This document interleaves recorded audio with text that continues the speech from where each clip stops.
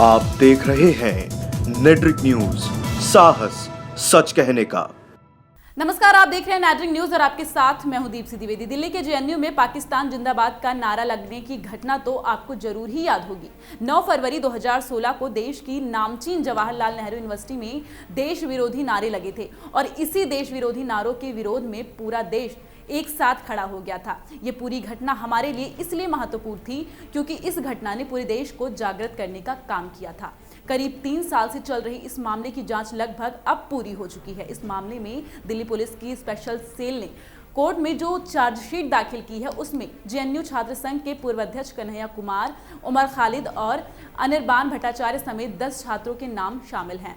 1200 पेजों की इस चार्जशीट में लगभग 90 गवाह बनाए गए हैं। बता दें कि इनमें से 30 नाम ऐसे हैं जो राष्ट्र के खिलाफ की गई नारेबाजी के प्रत्यक्षदर्शी हैं।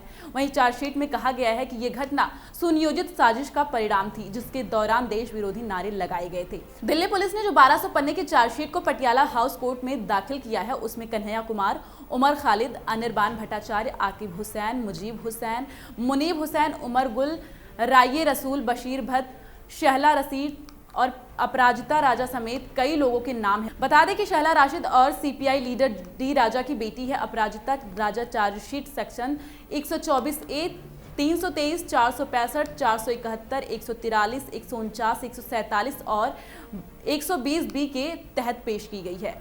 अब हम आपको बताते हैं कि क्या है चार्जशीट में। दिल्ली पुलिस की चार्जशीट में मुख्य आरोपी कन्हैया कुमार, उमर खालिद और अनिर्बान भट्टाचार्य और बाकी 7 कश्मीरी छात्रों के नाम शामिल है। कहा जा रहा है कि इनमें नाम कॉलम नंबर 11 में रखे गए हैं। इसका मतलब होता है कि इसके खिलाफ पुख्ता सबूत, इसका ये भी मतलब है कि इनके खिलाफ केस चलाया जा सकता है। इसके साथ ही उस चार्जशीट में 36 ऐसे लोगों के नाम दर्ज हैं जिन्हें कॉलम नंबर 12 में रखा गया है। कॉलम नंबर 12 का मतलब ये है कि आरोपी तो हैं लेकिन इनके खिलाफ सबूत नहीं है। लेकिन अगर कोर्ट चाहे तो इनको समन भेज सकता है। इस चार्जशीट में देशद्रोह, दंगा भड़काना, अवैध तरीके से इकट्ठा होना और साजिश रचने के आरोप में 46 लोगों को आरोपी बनाया गया है। कोर्ट में दायर की गई इस 1200 पन्ने की चार्जशीट को दाखिल करने में पुलिस को 3 साल लग गए। दिल्ली पुलिस के मुताबिक उनके पास इस मामले में करीब 15 से 20 वीडियो क्लिप, फोटो और इलेक्ट्रॉनिक एविडेंस भी हैं जिनकी जांच फॉरेंसिक लैब में हो चुकी है। इसलिए शक की कोई गुंजाइश ही नहीं है, जिसमें कई आरोपियों की साफ साफ पहचान हो रही है। चार्जशीट में जो 10 मुख्य आरोपी बनाए गए हैं उनके खिलाफ कोर्ट में मुकदमा चलाने के लिए उनके पास पर्याप्त सबूत हैं। इसके अलावा मौके पर मौजूद कई लोगों के बयान, mobile footage, Facebook post, banner poster शामिल हैं। वहीं दिल्ली पुलिस ने अपनी चार्जशीट में गवाहों के आधार पर यह भी बताया है कि कन्हैया ने देश विरोधी नारे लगाए थे। उधर दिल्ली की पटियाला हाउस में चार्जशीट दाखिल होने पर कन्हैया कुमार ने प्रतिक्रिया देते हुए कहा कि ये मोदी सरकार का चुनावी स्टंट है और मैं मोदी जी और पुलिस को धन्यवाद देना चाहता हूं। कन्हैया ने कहा कि घटना के 3 साल बाद जब चुनाव नजदीक आ गए हैं तब चार्जशीट दाखिल की गई है। इस पूरे घटनाक्रम से ये साफ होता है कि ये राजनीति से प्रेरित है। वर्तमान में सरकार के पास कोई मुद्दा ही नहीं बचा है। अब वर्तमान सरकार सिर्फ पाकिस्तान, मंदिर और हिंदू मुसलमान की बात कर रही है।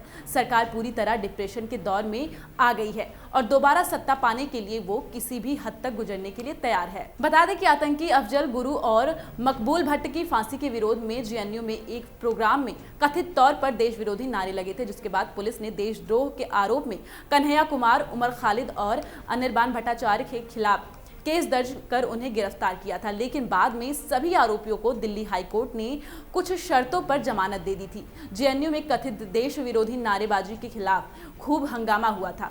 यहां तक कि बीजेपी के नेताओं ने जेएनयू को देशद्रोहियों का अड्डा तक बता दिया था। कन्हैया की गिरफ्तारी का भी उन दिनों काफी विरोध हुआ और कई छात्र संगठन इसके खिलाफ में सड़कों पर उतर आए थे। देश की सियासत और छात्र राजनीति को हिला देने वाली इस घटना ने कई सवाल खड़े कर दिए थे। सवाल ये भी था कि क्या यूथ के लिए आतंकी अफजल और मकबूल भट्ट जैसे लोग मार्गदर्शक बन गए हैं या राष्ट्र का इस्तेमाल भी राजनीति के लिए होने लगा है। लेकिन अगर पुलिस द्वारा दिए गए सबूत कोर्ट में सच साबित होते हैं तो ये गहराई से सोचने वाली बात होगी कि हमारा देश किस खतरनाक मोड़ पर खड़ा है जहां शिक्षा के मंदिर में देश विरोधी सोच पनप रही है।